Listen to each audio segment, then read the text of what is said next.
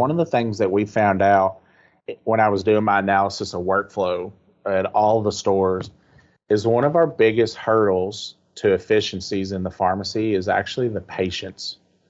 And that's what we had here. It sounds counterintuitive, but our patients are coming to the window. They're asking you to come out front and help. The phone's ringing. They're leaning over the counter, watching what you're doing, talking to you about, what you did this weekend.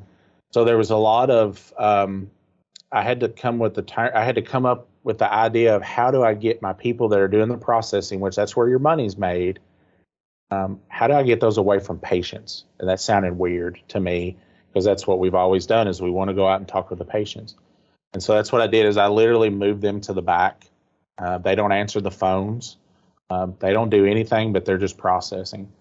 And so once they're getting everything done and it's thrown in the print queue, the biggest thing on priority is we did it based off of time, date and time. So that way with our sync patients, we know we have a little schedule of when we're doing certain sync. They're in there a little bit later in the returning. And we have waiters, we have delivery, we have med planners.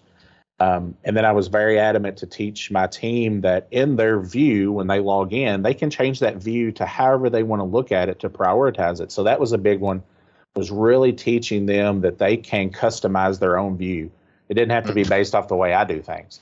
And so once they figured that piece out and they moved things around and times and dates, and if they wanted it to all be open or not open, that really helped them to be more efficient because that's the way they like to do it.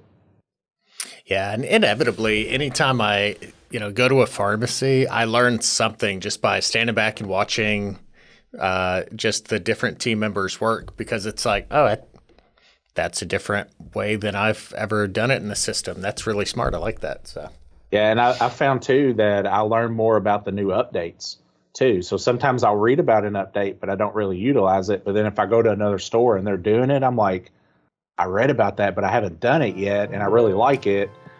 So I learned a lot that way too.